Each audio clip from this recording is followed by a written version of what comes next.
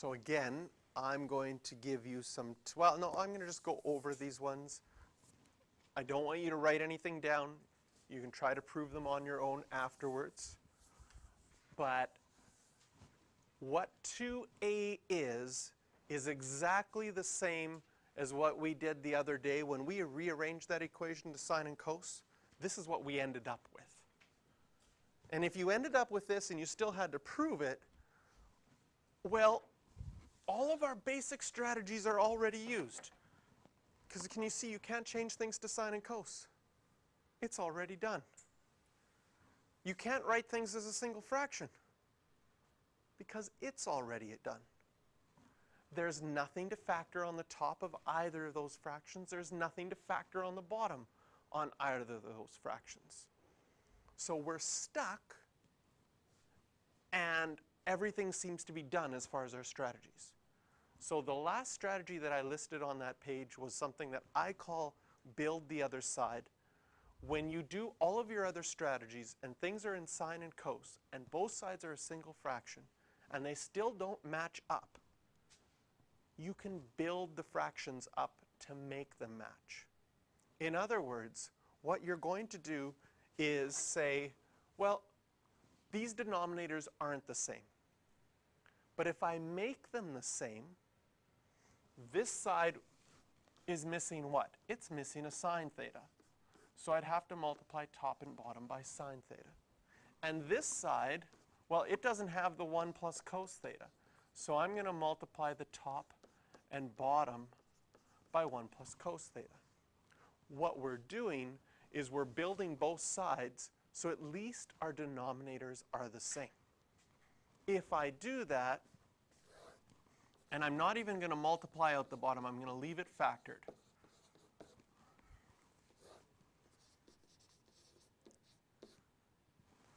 Because I don't have to, and we can see that they're identical. What happens on the top? Can you see on the right side? That's the easy one. Sine times sine becomes sine squared. On the other one, 1 plus cos times 1 minus cos is, what is that called when you have two things that are the same, just the sign in between? It makes a difference of squares. And if I multiply that out, I'm going to get 1 minus cos squared. What is 1 minus cos squared from our identities? It's sine squared. And so by building the other side,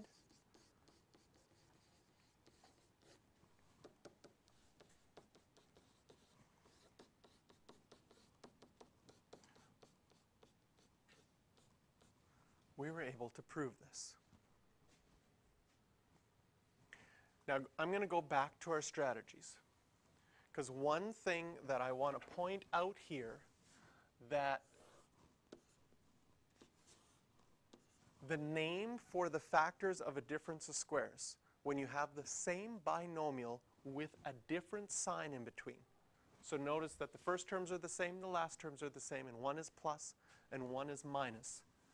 The name in mathematics for this is that these two are called conjugates of each other. Now that's not an easy word to remember. So when originally I had my list of strategies, I have that strategy right here. Multiply by 1, multiply by the conjugate. But because the word conjugate is not an easy word to remember, it's not something that you use in your everyday language, it's hard to remember that strategy because you forget the word. So I renamed that strategy build the other side because that's easier to remember and it's easier to see, but it's basically doing the same thing. All we were doing in our question is noticing that we could multiply by the conjugate, and we multiplied by the conjugate of 1 minus cos theta on the top, and that helped us solve it. But it's going to be easier for you to remember, if I get stuck, why don't I make my denominators the same by building the other side, by multiplying both sides by something to get a common denominator, and then see where I go from there. Because once the bottoms are the same, it was just a matter of what could I do in the tops of my fractions to make this work. Our second example here,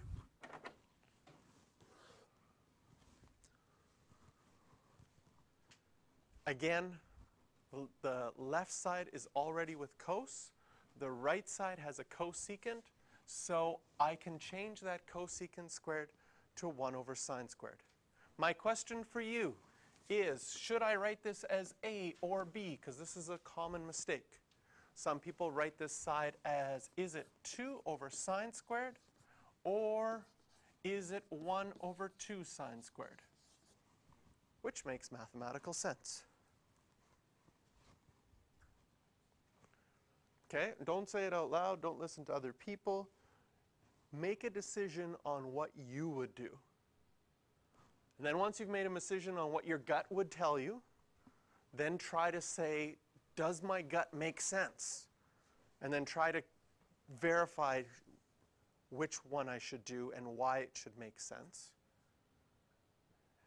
And then if you feel good about that, then I'm going to give you like another 30 seconds. Then I'm going to explain which is the right one. Okay?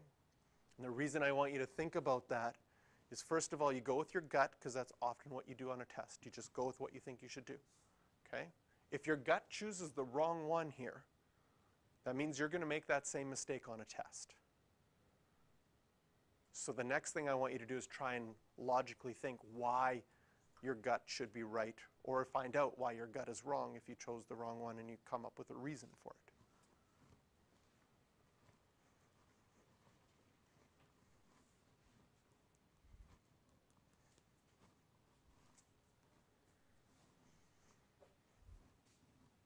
Okay? So here is the right one. The reasoning that that is the right one is this is 2 times cosecant squared, and cosecant squared is 1 over sine squared. And if we were multiplying 2 times this, we have to remember 2 is like 2 over 1. Multiply the tops, multiply the bottoms, and we get 2 over sine squared. Okay? It's very tempting, because that 2 is touching the cosecant, that cosecant says, oh, come down underneath the fraction with me. It's so much fun down there. And convinces that 2 sometimes to go in the place where it shouldn't be. So this is the one. It's A here. Come on in.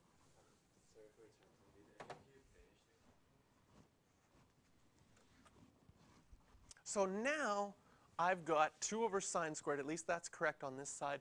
What do I need to do on the other side? I need to add those fractions to get a single fraction. At first you think, wow, what's my common denominator? I need a 1 plus cos theta. 1 plus cos theta. In this one I'm going to need a 1 minus cos theta, a 1 minus cos theta. In that one, it seems like things are getting really big.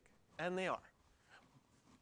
But when we have that common denominator, do you notice that those are conjugates? Do you notice that that makes a difference of squares? And if I multiply them out, I'm going to get 1 minus cos squared theta. On the top, when I add those, I'm going to have 1 plus cos plus 1 minus cos. That's just going to become 2. And 1 minus cos squared is sine squared. And we're done. So our strategies lead us towards proving these. We don't know what we're going to need to do until we do a strategy and see where it takes us, and then look and say, what kind of strategy can I use from here? But often this strategy, changing things to sine and cos, getting things as a single fraction, if you want to just know that, you should be able to get at least 75% on all your proofs. The other 25% comes up when we get those fractions the same and they don't match up. Then you have to use factoring or build the